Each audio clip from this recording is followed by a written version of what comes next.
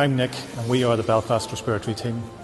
We are now in the greatest medical crisis of our lifetime. Stay at home. I'm Angela, one of the respiratory consultants. This is the crucial time. This is not a rehearsal. You will only have one chance at this.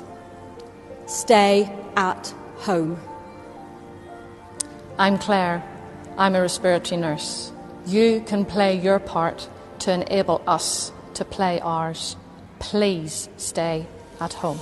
I'm Julian, a respiratory consultant. We all have a choice.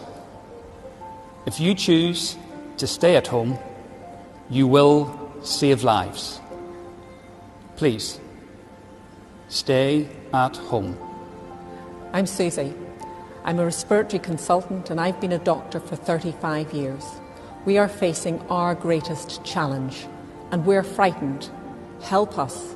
Please stay at home. I'm Siobhan. I'm a respiratory physiotherapist. I know where my kids are. Where are your kids?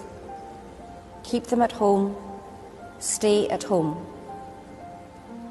I'm Roisin, a respiratory nurse. Doctors and nurses have died. We need to stay healthy so we can help you.